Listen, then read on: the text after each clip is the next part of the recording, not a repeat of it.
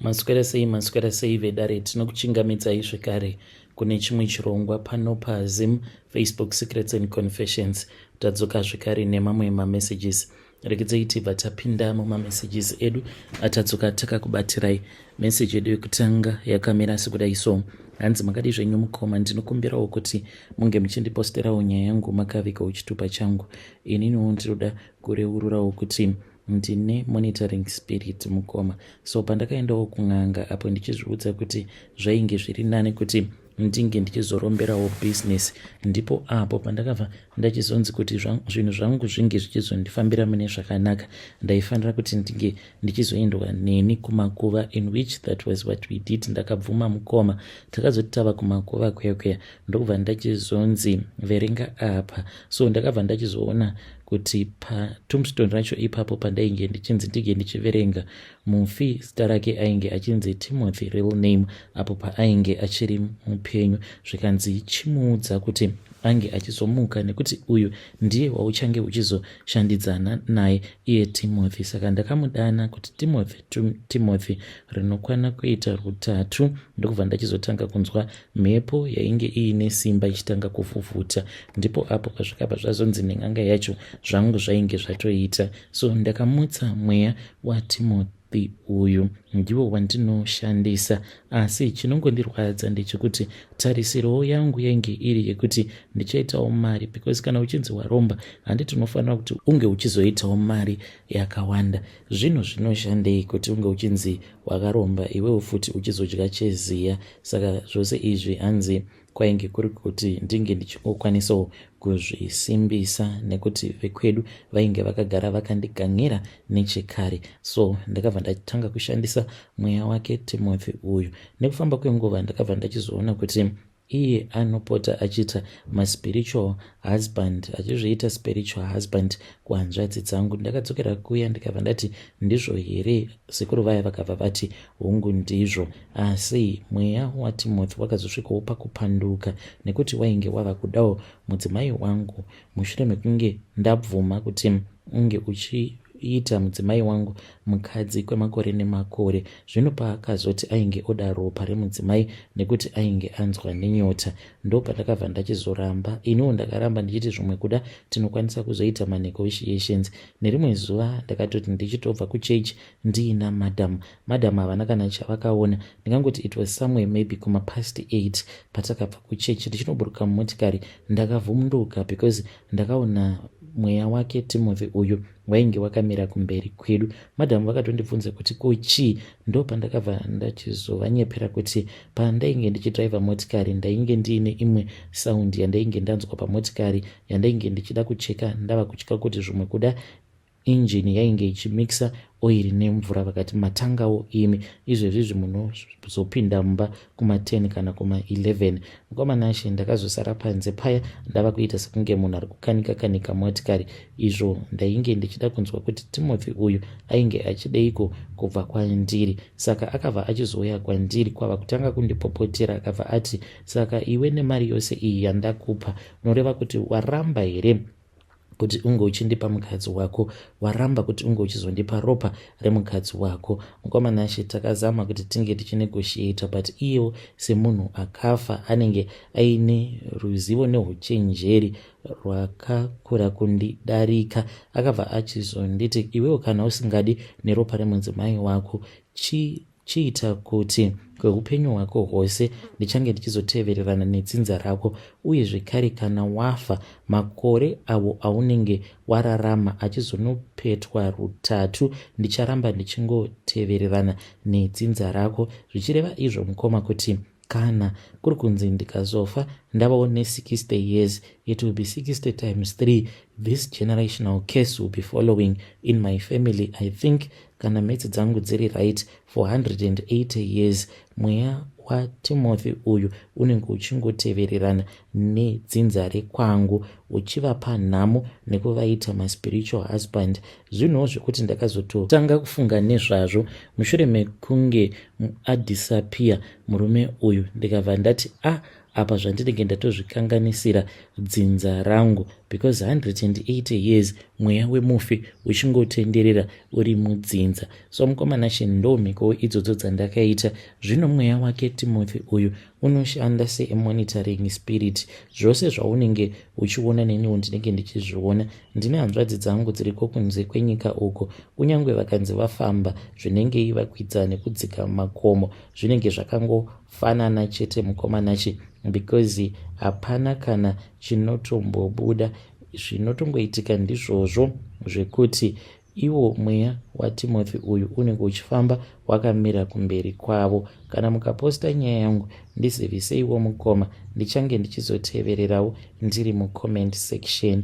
I know kuti zvinhu zvandakaita ndakatadza, but zvinowanikawo mukomanashi. Hatisi tose tinokwanisa kufamba negwara rakanaka negwara rakachena, tinofambawo nemakwara akasiyana siyana. When you post my story, please tell me. I'll be following through in the comment section. Hey, vedare ndo message iyo yandakatumidzirwa ichibva kuna mukoma vedu avo. Yo, zvakangoma hazvo vedu we. Strange things indeed they do happen in this world. Yo, naimiko zvakangoma hazvo vedu we. Saka mamwe maspirit mamwe atinenge tichinetsana nawo, maspirit of poverty nemacases pamwe kunenge kuine vamwe tateguru vanenge vakaenda vakanomutsana nemweya yevafi vobva vapa mubvumiro kune mweya uya wemufi. Zvino naimi kuti 180 years mweya uyu wemufi uchingotevedzerana nedzinza, vanasikana vachirarwa nemweya wake mufi uyu zvekare vanakomana vachitevererwa nemweya weurombe. Ya, zvakangooma hazvo vedu we. Ngatizamei kuti tinge tichitaura navo mukoma vedu ava mucomment section. Ine hangu mukoma, dai ndanga ndirini imimi, I would see what I can do to reverse this case from my bloodline. Rekedzaiti vataenda panyaya yedu inotevera. Nyaya yedu inotevera yakamira sekudai so. Hanzi makadi zvenyu mukoma, ndinokumbirawo kuti munge muchindiposterawo nyaya yangu makaviga chitupa changu.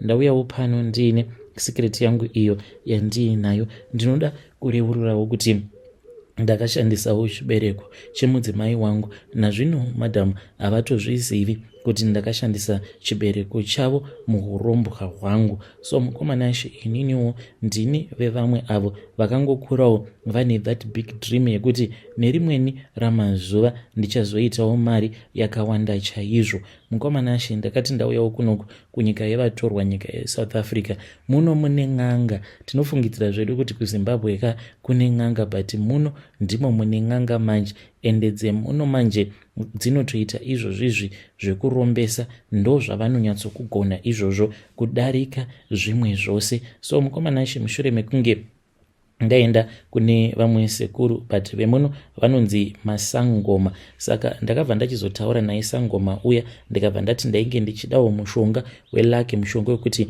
ndinge ndichikwanisa kuita mari nekukasika. Ndakatanga ndapiwa mamwe mafuta awo andakanzi ainge ari mafuta elaki, but zvinhu zvakabva zvatowedzera kuoma. Pandakadzokera kuya vakabva vati kwandiri, iwe zvako zvinotonetsa, ndikuona sekunge unotofanira kutoti unge uchitoita zvekutodeura riri ropa. Ndikabva ndati kudeura ropa, ndichange ndichizodeura ropa rani? Vakandibvunza ivo kuti ndainge ndiine zvivindi here. Vakati ivo vainge vachida kuti ndinge ndichienda kune imwe nzvimbo iyo inowanikwa muSouth Africa uko kwavanoti kuBakersford, kwainge kuchiitwa zvechikorokoza, vanhu vachichera vana kromo ikoko. Vakanditi uchienda ikoko ndinoda kuti ndinge ndichizokupa umwe mushonga. Kana wasvika ikoko uchaita musindo nevamwewo vauchazosangana navo ikoko. Umwewo achazongosimukirwawo nemhepo dzekwake dzinenge dzichida kuti ange achizofa uyo wauchazouraya. Mukunouraya kwauchamuita iwewe hauzombosungwi. Kudeuka kunenge kwatoita ropa rake ndo kutonakawo kunenge kwaitawo upenyu hwako.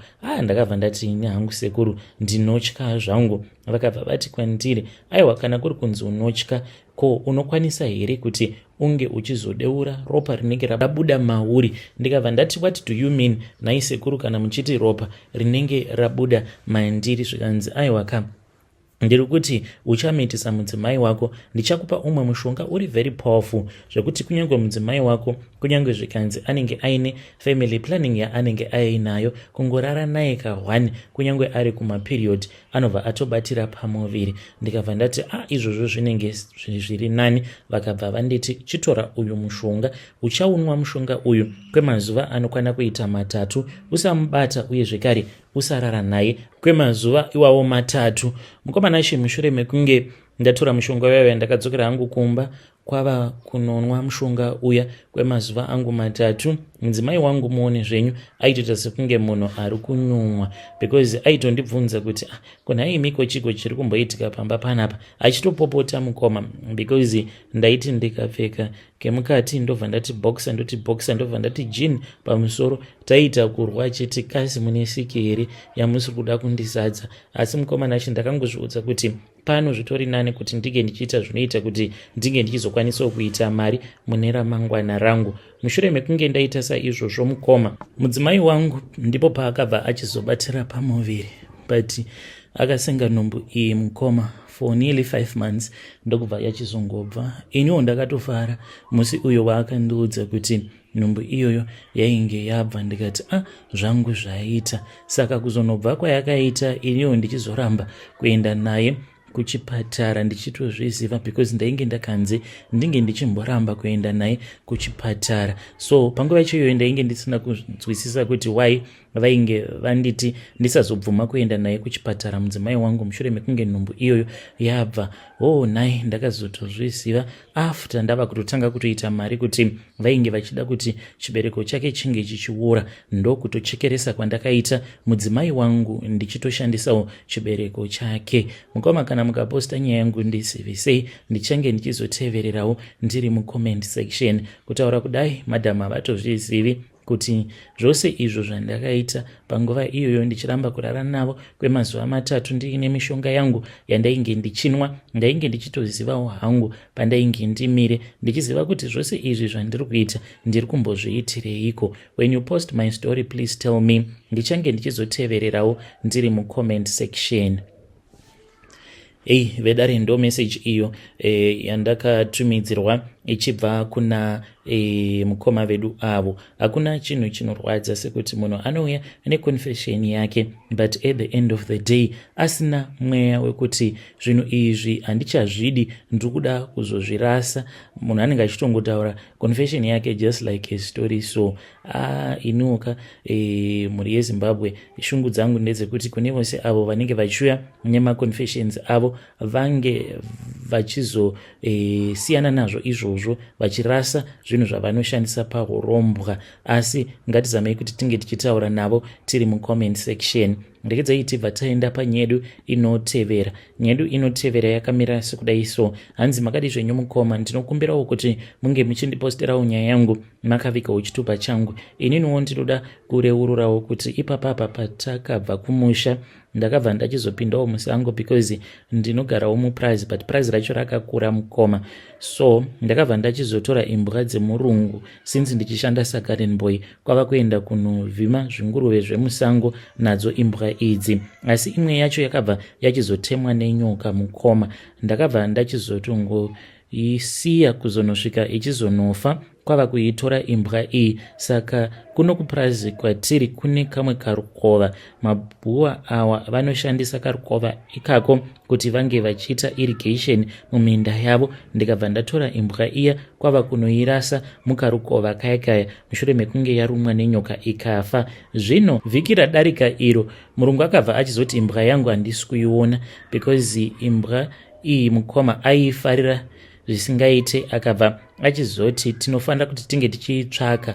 Basa rose rakatombonzi ringe richimira, umwe noumwe akabva anzi ange achizobatsira pakutsvaka imbwa iyoyo. Takafamba mukoma sango rose kuzonosvika ichizonoonekwa nevamwewo mother. Vakabva vati iyo iri papo nechepapo. Mukoma nache murungu akaita kuchema. Ipapo ndakanzwa hana yangu ichirova kuti kana akangozviziva chete kuti ndini ndakaurayisa imbwa yake, zvokwadi ndinourawa naro zibhunu iri. But ndakaramba zvangu ndakangonyarara.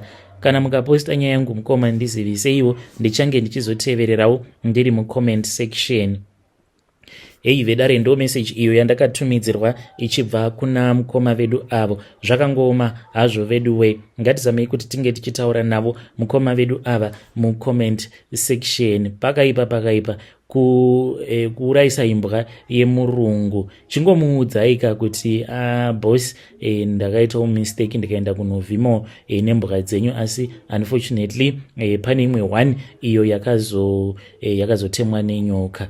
Zvakangoma hazvo vedu we, rekedzai tibva taenda panyedu inotevera. Nyedu inotevera yakamira sekudai. Hanzi makadi zvenyu mukoma, ndinokumbirawo kuti munge muchindiposterawo nyaya yangu makavikawo chitupa changu. So ndakanzwawo imwe audio iyo yamakaisa kune imwe channel iya yechirungu yavamwe mukoma vaiti vaipota vachirara namainini vavo. Neniwo mukoma Nashe, izvozvo ndo zvinhu zvakaitika kwandiri. Ndine rimwe zijambwa nezikumunyama. I think kuti ivowo vakatoiswa jambwa nemunyama, nekuti izviwo ndo zvakaitika kwandiri. Apo pandainge ndichiri ne14 years ndakabva ndachizotorwa nevamwe amainini, ivo bamanini munin'ina wababa vainge vari musoja. Kwava kuenda ndikabva ndatanga kugara kuHarare. Vana vavo vainge vachiri vadiki, vose vainge vari vadiki kwandiri. Zvino vaizoti kana vana vavo varara vaibva vachizouya vobva vanditi uya kuno unge uchindibatsira kana kuwaridza mubhedha apa vanenge vakashama. Vaizoti uya pano mwanangu ndinge ndichikuyamwisa mukaka. Vainge vasingazorari zvavo neni kana kundimanikidzira kuita bonde navo, asi vaingotambisa chete sikarudzi yangu. Chimwe zvekare chavaiita ndechekuti panguva iyo yandinenge ndichivayamwa mazamu, vaiburitsa imwe saundi vachiita kuomba, dzimwe nguva vachishinyira kuita sekunge nyoka. Mukoma Nashe, kubvawo ipapo kusvika pari zvinozvi, kubva zvinhu izvi pazvakaitika, ndinosangana nemimwe minyama yekuti wega unosvika pakuita give up. Pane rimwe gore apo pandakatombotenga mushonga wemakonzo ndikati zvakangofanana izvi, ko ndinoraramireiko mushure mekunge ndatanga kugarawo noumwe mukadzi akauyawo kwandiri achiti ainge ari very desperate for marriage. Kwava kuti ndinokuda, takatanga kugara tose mukoma, ndiri kubasa munhu, kwava kupeka zvinhu zvose nekamari kandainge ndaunganidza, kwava kunditiza without kumbonetsana kana kuita sei, kwava kutotanga kutonogara neumwe murume. Many years later ndopa akazoti I regret shamwari. Ipo paya ndakazotorealize kuti iwewe you are a better man than this guy uyu ainge achindipfurira. So when you post my story, please I beg you, tell me, I'll be following through in the comment section. Ndoda kungozivisawo mukoma avo kuti I am going through that same pain, and semunhurume unenge uchingozviudza kuti zvakaitika, but zvinhu zvinorwadza mukoma Nashe. I think kuti kana uine mwana wako mukomana unotofanira kutoti unge uchimuchengetedza kuti asazobatwa chibharo, nekuti mwana mukomana mukunobatwa kwaanenge achiitwa chibharo hakusi kunzi kungomubata chibharo, asi panenge patori nezvimwewo zvinenge zvichitoitwa paari, like mweya iwoyuyu wejambwa nemunyama. Vedare ndo message iyo yandakatumidzirwa ichibva kuna mukoma vedu avo. If you have ever been in that same situation, you can come to my inbox and then you tell me also your own side of the story. Ndichaposta futi voice note ravo mukoma vedu ava, munzwa kuti zvacho zvavakasangana nazvo ndezvipi. Nyaya yavo inorwadza. Ndanga ndisati ndanyatsoita translation yakakwana, but I will just post tonight.